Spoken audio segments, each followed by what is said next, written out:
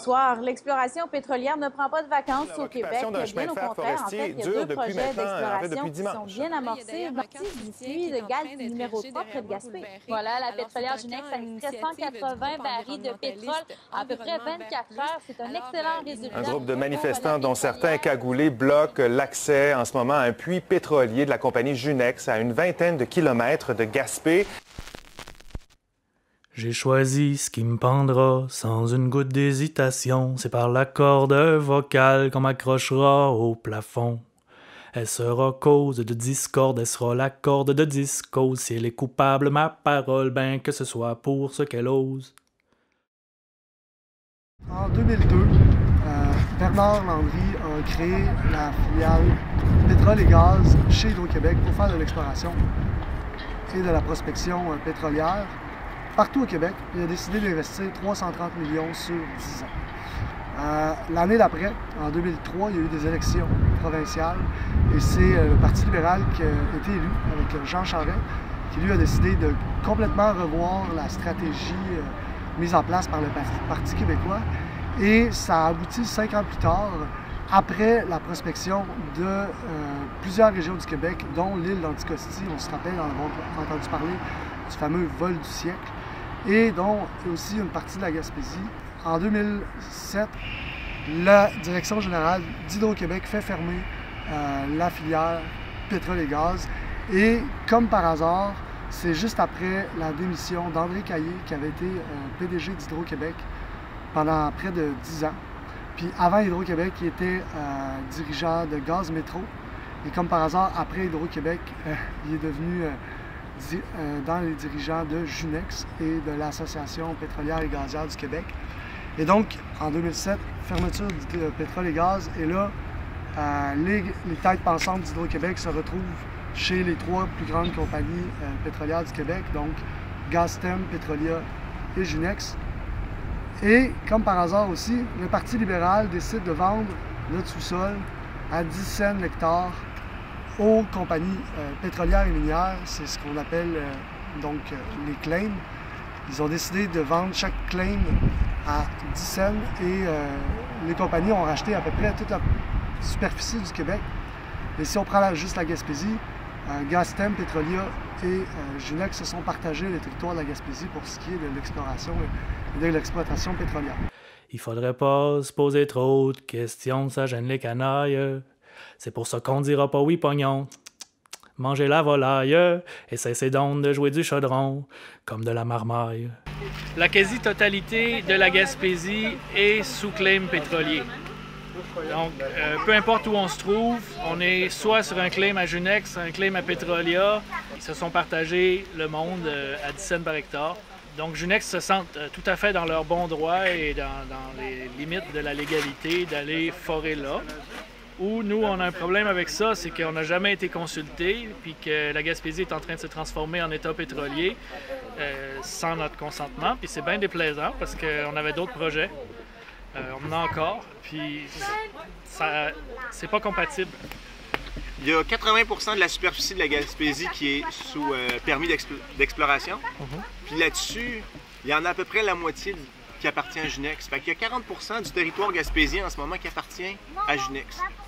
Puis là, ça, c'est supposé être des droits d'exploration dans le sous-sol. Mais l'injonction qu'ils nous ont délivrée aujourd'hui, c'est comme si, en plus de ça, la surface du sol leur appartenait. Il faut savoir que Junex, leur stratégie de communication depuis le début, c'est d'être low profile, c'est de passer sous le radar. Junex, c'est les bons. Ils étaient à Haldimand avec Petrolia au début, dans un quartier résidentiel. Quand ils sont allés forer Haldimand 4 à 350 mètres de la maison la plus proche, Junex, ils ont dit, nous autres, on sort de là.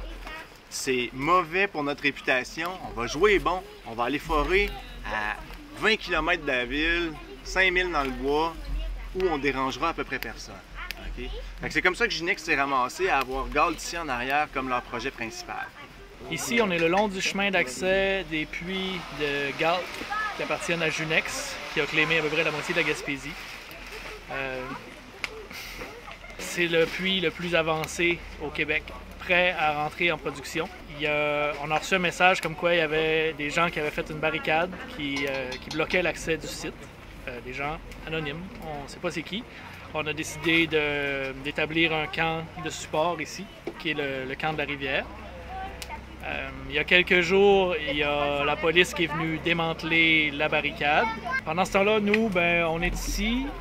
On était là en appui à leur blocage. Maintenant qu'il n'y a plus de blocage, on est quand même là parce qu'on est en désaccord avec les projets de forage de Junex. Le camp ici, à la base, ça a été appelé par Environnement Vert Plus, qui est l'organisation dont je suis porte-parole. Quand on a su que ça arrivait en haut, on s'est dit il va y avoir une injonction. On n'a pas envie de tomber sous le coup d'une injonction, on a envie de pouvoir durer dans le temps. Fait qu'on a appelé un camp de support pour ce qui se passe en haut. Puis en ce moment, on est entre 20 et 30, ça fait une semaine, on est entre 20 et 30 qui gravitent ici et qui dorment ici chaque jour. What has happened here in the licensing of Junex to extract oil or gas was done so without our consent. And this is why I'm here. And I'm here also to say that this is still Mi'kmaq territory. It hasn't been ceded or given up to anybody by us, and therefore, our consent to have this group here and the camp here cannot be considered to be criminal. They have our permission, so they're not trespassing in no way. It's a peaceful occupation, and I'm here to give my support as I did earlier. That they'll get our full support as the district tribal governing system. Oh laissez faire, oh laissez faire, oh la censure, oh la sans-surveillance. Pendant ce temps, servant s'entend viendra l'heure pour du beurre, les massues d'obéissance, taise le sang sale, l'azur gras, trans. Et c'est la fuite capitale vers le paradis, mon fils, cal. D'ailleurs, on a discuté avec le vice-président des opérations, M. Mathieu Lavoie, fils de Jean-Yves Lavoie, qui est le président de Junex. Il nous a dit que tant qu'on était de bonne guerre et qu'on ne bloquait pas l'accès, tout allait bien aller, il trouvait que c'est justement que c'était de bonne guerre, son combat, qu'il comprenait notre combat, mais qu'il n'avait pas fait le même choix que nous autres. Nous autres, notre mot d'ordre, c'était vous aviez un campement en bas, on vous respectait, tout le monde a le droit de manifester s'il veut. Fait que vous avez le droit d'être en bas, de manifester. Hier, la police est débarquée pour leur donner l'injonction que le camp qu'ils disent illégal a reçu. Vous l'envoyez pour que vous soyez au courant? On était déjà au courant. Hein? Ben, c'est ça, mais c'était juste pour être sûr que vous soyez au courant. Il y a quelques jours et qui a amené au démantèlement. Et sur cette injonction, il y a plusieurs personnes citées. Mais ce qui est surprenant, c'est qu'il y a notre ami Gabriel Luneau qui arrive en premier, en haut, qui n'a jamais été là. Il n'est jamais venu en Gaspésie. Regarde, oui, on en parle, mais tu sais, il n'est pas tout seul à en parler là, de ce qui se passe en Gaspésie. On est plusieurs. Et ils sont venus nous porter cette injonction-là au camp de la rivière, qui est adressée au nom d'un gars que je connais pas.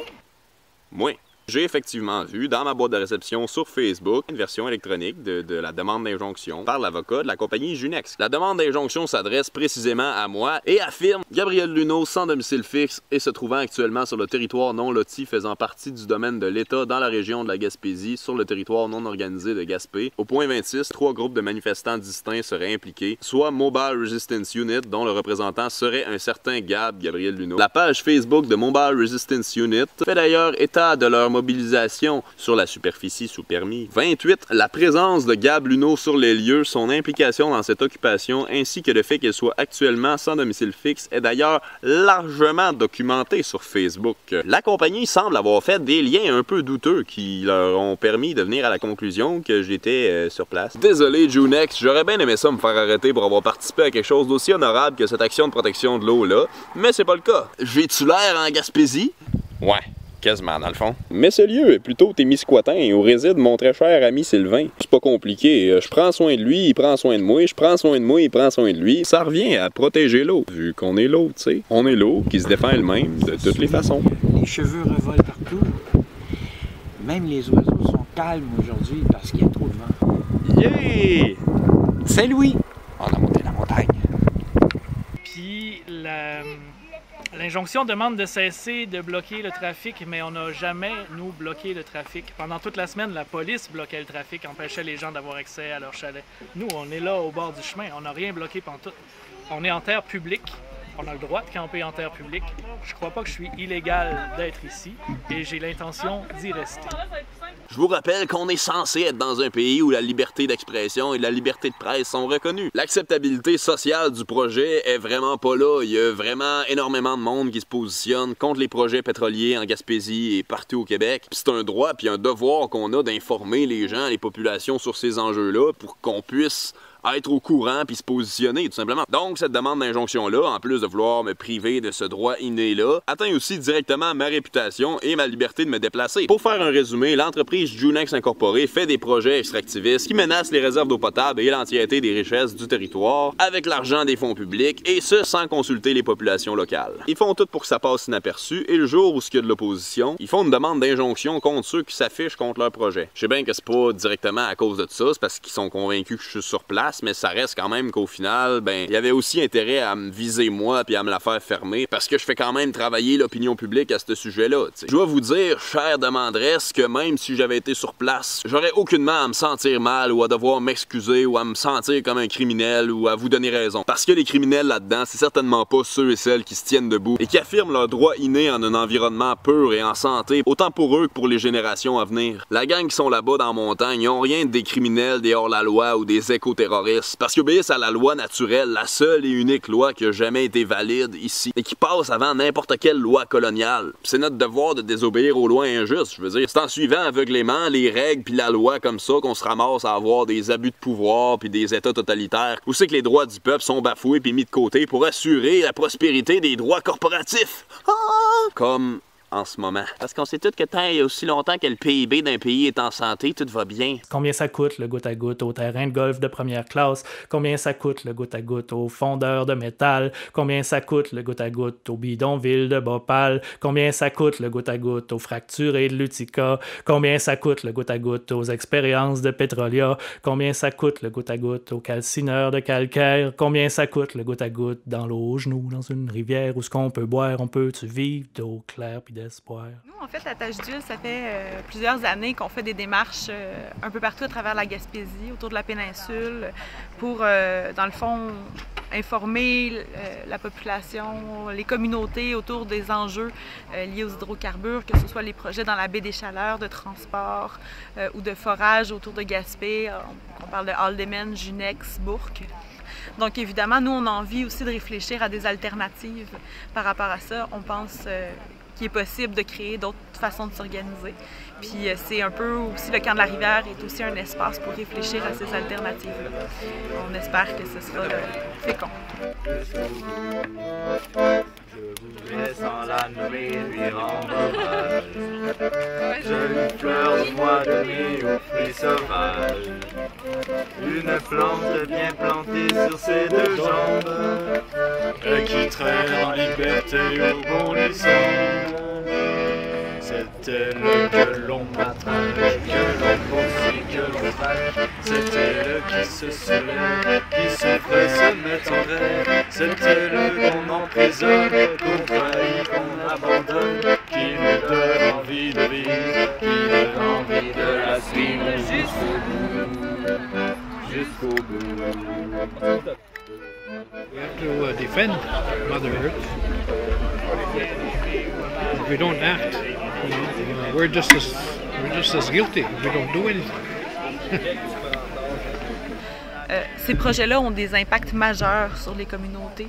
Il y a beaucoup de nos communautés qui vivent un rapport à la terre et au territoire qui est différent, notamment parce qu'on a des communautés qui vivent beaucoup en lien avec les pêcheries, l'industrie ou le petit tourisme. Donc, il y a des gens qui accueillent des gens chez eux puis qui travaillent beaucoup avec le plein air, des éléments comme ça. Il y a beaucoup de gens qui vivent de la chasse, de la pêche, de la petite agriculture aussi. Donc, pour beaucoup de gens, le fait d'avoir accès à de l'eau potable puis à des conditions qui sont décentes pour être capable de pratiquer leurs activités de subsistance, c'est majeur.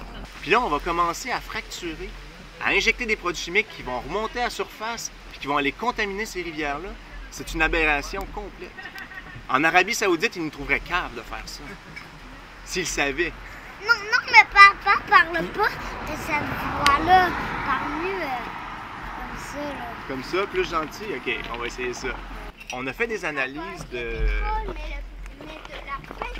des données qui ont été sorties par rapport au sous-sol. Puis, ce dont on s'est rendu compte, c'est qu'ils n'auront pas le choix de fracturer pour devenir rentables dans leur production. Ils ont toujours prétendu que ce serait des forages conventionnels. Par contre, ça fait plusieurs années qu'on lutte, puis qu'on apprend, puis qu'on écoute des gens qui savent plein de choses sur le sujet. Et ce qu'on a appris, c'est que des forages conventionnels qui seraient potentiellement rentables en Gaspésie, c'est très peu probable. Ça n'a jamais été rentable, l'extraction pétrolière en Gaspésie. On a 175 puits de forêt sur le territoire. On fort en Gaspésie depuis 1858. Okay? Mais jamais on a réussi à extraire de manière commerciale. C'est seulement avec les nouvelles technologies non conventionnelles d'extraction, comme la fracturation, qu'on réussira, s'ils se rendent là, à avoir des débits qui permettent une rentabilité. Ressources Québec a créé un fonds qui s'appelle le Fonds Capital Mines Hydrocarbures. Un fonds de 1 milliard de dollars, puis là-dessus, ils ont une portion d'un minimum de 200 millions de dollars qui est voué à l'exploration pétrolière. En Gaspésie, au Bas-Saint-Laurent, puis sur la Côte-Nord, ils financent l'exploration jusqu'à 60%. Fait que, là, Junex a annoncé des travaux, le forage de Galt 6 en septembre prochain. Ils ont reçu une compensation de 5,5 millions pour leurs permis dont ils ont été dépossédés sur l'île d'Anticosti. Okay? Ils ont pris ce 5,5 millions-là, ils l'ont mis en mise de fonds pour aller chercher le 60% du capital mine hydrocarbures. Fait que ce qui s'en vient ici, là, ça va être financé à 100% par le gouvernement, par des fonds publics. C'est quand même une aberration. C'est sans compter le fait que déjà Anticosti, le 5,5 millions qu'ils ont reçu, ben déjà il y avait eu du financement public pour faire les travaux là-bas. Fait qu'ils se sont fait rembourser quelque chose qui avait déjà été payé par le gouvernement. Les redevances de la loi sur les hydrocarbures, c'est des redevances cosmétiques. C'est de l'ordre de 1 ou 2 $ le baril. Il me semble, c'est presque rien. Des compagnies qui ne payent pas d'impôts. Des compagnies juniors comme Junex et Petrolia, là, il y en a 120 qui ont fait faillite depuis le début 2015 au Canada et aux États-Unis avec la chute des barils du pétrole. Ces industries-là, dans le fond, viennent, détruisent ce qu'ils ont à détruire et repartent, laissent des villes qui sont somme toute ravagées, qu'on pense à Murdochville ou qu'on pense à Chandler. Puis évidemment, ben, c'est un mode de développement économique qui crée rien, en fait, qui crée pas de communauté, qui crée pas de lien, qui laisse surtout de la désolation derrière. C'est le secteur économique qui génère le moins d'emplois pour chaque million de dollars investis. Mines et hydrocarbures, c'est 1 à 2 emplois par million de dollars qui est investi. Puis c'est pas moi qui le dis, c'est Secor KPMG, une firme comptable assez connue qui travaille généralement pas pour la gauche. Tandis que la fabrication électrique puis le secteur éolien, c'est de 15 à 20 emplois par million de dollars investis. On n'a pas eu donné pour le tourisme et pour la pêche, mais c'est certain qu'on a un meilleur ratio de ce côté-là. C'est le pire ratio pour créer de l'emploi. Ça vaut pas la peine. Surtout pas pour ce qu'on perd au change. C'est cette carrée des pétroliers. La justice en balance et puis tout le monde danse quand la finance dans ta face efface le bon sens quand l'inconscience putasse avec l'ignorance que des cons financent des connivores de connivence. Tous les puits qui touchent à une nappe d'hydrocarbures finissent par fuir. L'acier puis le ciment des puits, ça se dégrade à l'eau saline, puis l'eau saline, c'est ça les conditions qu'il y a sous terre. On a vu le viaduc de la Concorde qui a tombé, les puits d'hydrocarbures, c'est la même affaire. Il y a de la pression qui se bâtit dans le sous-sol. Cette pression-là, avec les conditions d'eau salée, ça fait qu'éventuellement, il y a un jaillissement à surface. Puis plus le temps passe, plus le jaillissement est important. Si j'aurais un point de comparaison à prendre pour la fracturation, c'est à peu près pour moi, c'est à peu près comparable à ce qu'on fait avec le nucléaire. C'est-à-dire qu'on crée des dommages à une échelle géologique, à une échelle qui dépasse les centaines de milliers d'années. J'ai passé la journée à ramasser de la marde environnementaliste. Parle-moi pas de On brise la roche dans le sous-sol sur des kilomètres de longueur, sur des profondeurs de plusieurs centaines de mètres. On détruit la croûte terrestre. L'approche que Junex a de la maîtrise de l'environnement, moi, ça me satisfait pas. Je veux pouvoir boire de l'eau dans les rivières, c'est pas compliqué. Puis un coup qu'eux, ils passent, bien, on peut plus faire ça. On a épuisé tous les moyens de bonne volonté, tous les moyens, entre guillemets, citoyens qui ont pu être employés pour venir à bout de ça. On a essayé de trouver des arguments légaux. Le gouvernement a blindé la loi pour empêcher qu'on puisse s'en servir pour arrêter les pétrolières. Ils ont écrit un règlement sur le prélèvement des eaux et leur protection, un règlement censé protéger l'eau potable qui protège les pétrolières en fait, qui leur donne des marges de séparation cosmétiques avec les sources d'eau potable. On a demandé des consultations publiques. Ils ont dit qu'ils allaient nous donner un BAP après l'évaluation environnementale stratégique. Puis au final, ils ont dit on manque de données pour l'évaluation environnementale stratégique, ce qui est faux, parce que la Gaspésie, c'est la place au Québec où on a le plus de données sur les hydrocarbures. Puis ils ont dit il va falloir forer plus pour aller chercher ces données-là, alors qu'on les a toutes. Puis, fait qu'on nous a refusé des consultations publiques aussi. On nous a imposé une loi sous bâillon, la loi 106, qui transforme des privilèges de pétrolières en droits immobiliers. Fait qu'au final, là, on les a pas mal tous essayés, les moyens, puis à un moment donné, à force de se faire dire cause toujours, ben il y a du monde qui se sont fâchés. Ces organisations-là demandaient des consultations publiques, puis l'arrêt des travaux pour que ces consultations publiques-là soient valides. Ben, nous autres, on arrête de le demander, l'arrêt des travaux, on va sur place, puis on les arrête, les travaux. Junex's operations here has to be ceased because of the implications to the environment. Il me vient un petit doute, une petite déroute, parce que j'aimerais bien vous entendre chanter. Vous allez voir, c'est pas bien dur à apprendre. Je crois que la division entre savoir si on est autochtone ou pas autochtone sert ceux qui ont intérêt à la division. I'm here also to form a coalition amongst non-Mi'kmaq and non-natives, whether they be Quebecois, English, and other denominations. We have a common struggle here. Puis, partout autour d'ici, tous ceux-là qui sont là, ils ont ça en commun aussi, de vouloir protéger l'eau. Donc, évidemment, le camp de la rivière, en ce moment, ça correspond largement, dans le fond, à nos luttes, puis ça vient s'insérer dans la démarche que nous, on fait depuis un certain nombre d'années, toujours en essayant de créer des solidarités aussi à travers le territoire, mais aussi avec les communautés Mi'kmaq à qui appartiennent à l'origine ces terres-là. Être en solidarité avec des personnes qui ont pris le risque de mettre leur sécurité en jeu pour protéger la nature.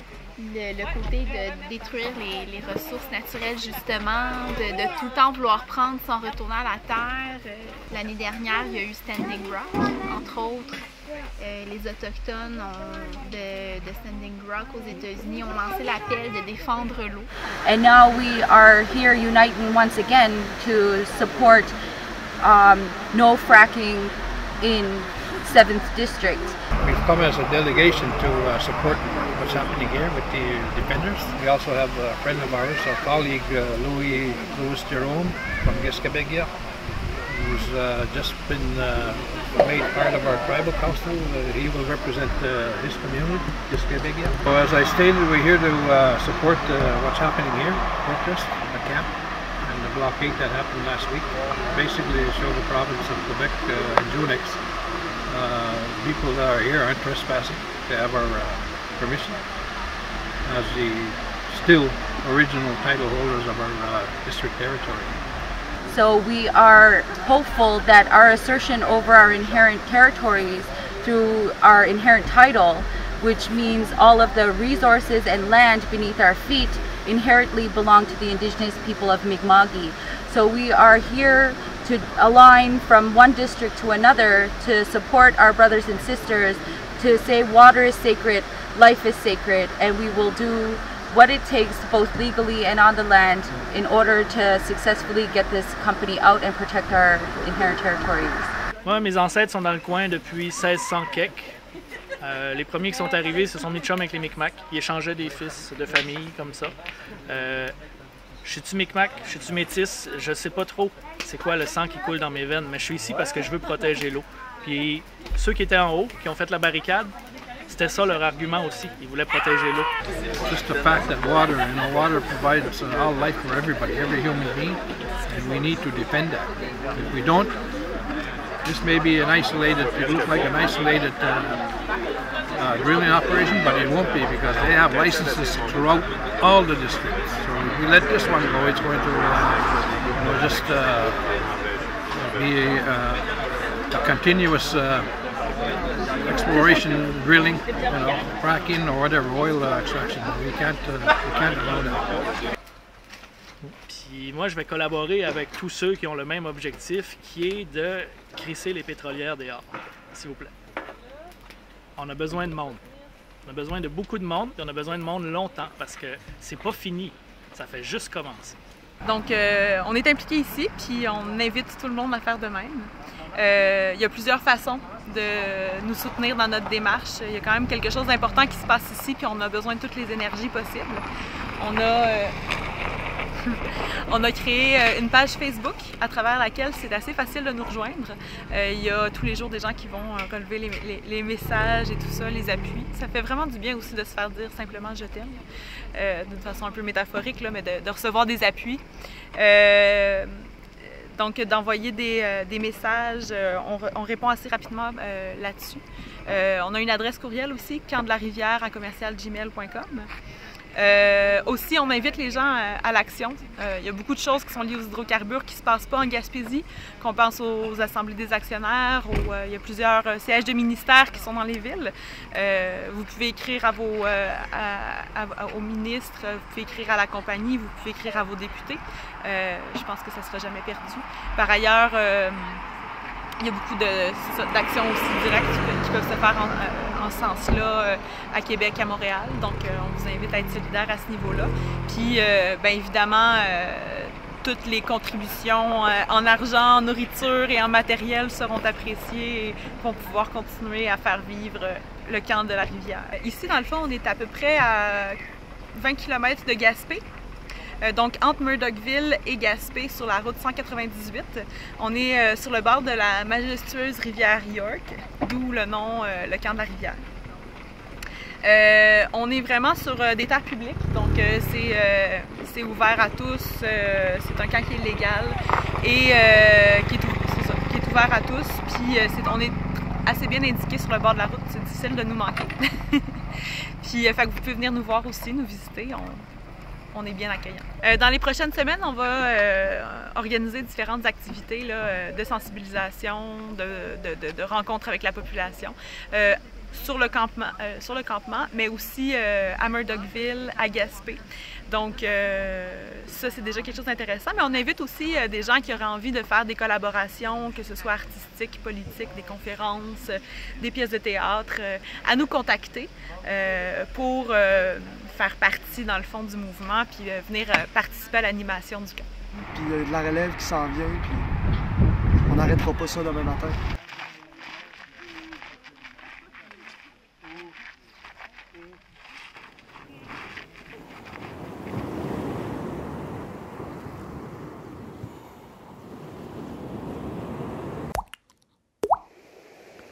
L'eau. Ah, l'eau. Allô? À l'oreille. Pour qu'il y ait de la pièce qui pisse dans la place, on va vous planter un tuyau dans un orifice lisse.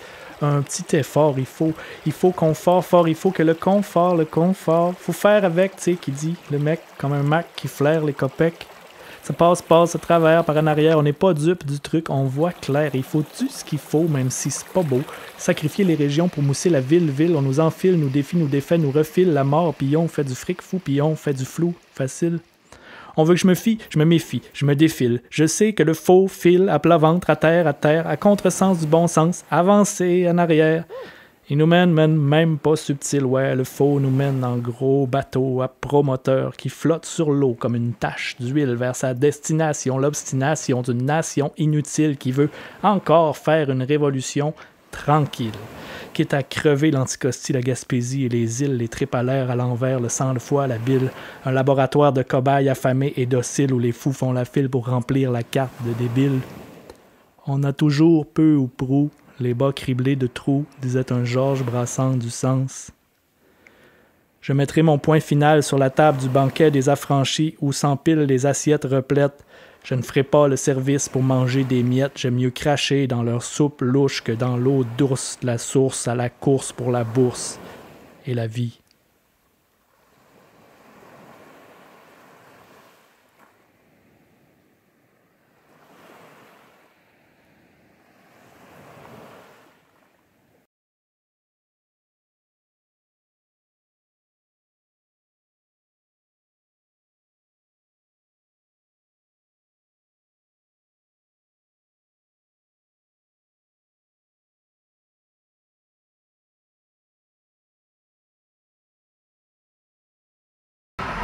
Gary Vitalik, Senior, the 7th District Chief of Gaspé-Guaga Territory.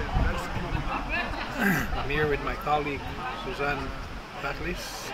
She's also a District Chief of her district. She's here to support our district in the possibility of opening up a legal front where we challenge Quebec's title, jurisdiction. Maybe we'll wait till the car is passed to continue. We can edit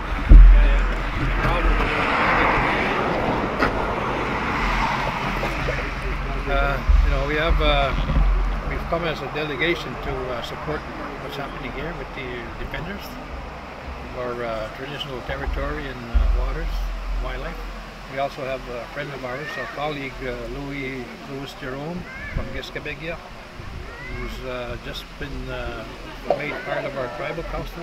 He will represent his community, Gaspé-Guaga. So we're going to have two communities being represented in the district tribal council.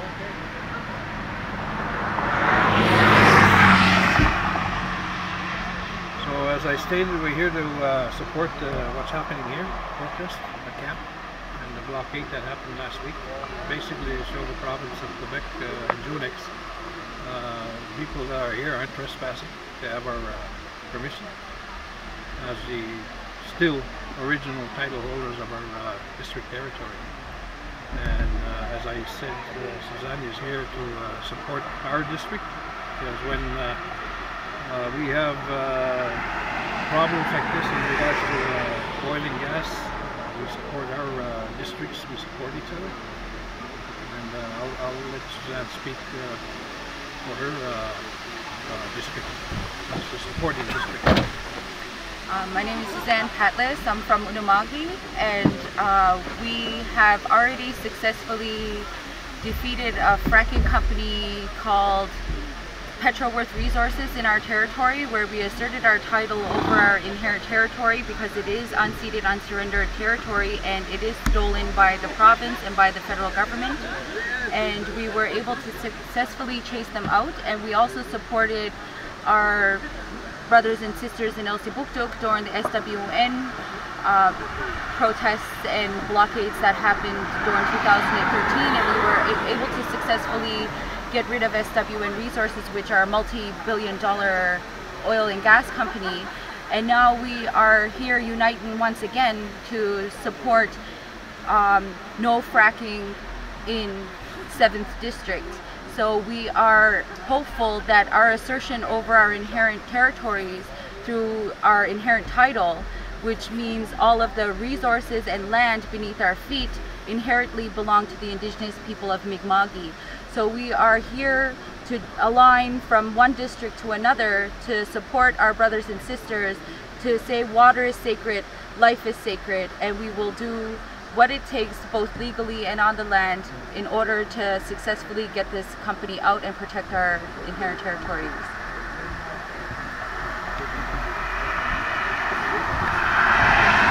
That's marvelous. Pretty clean.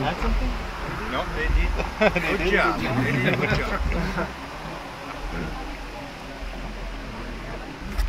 All right. Thank you.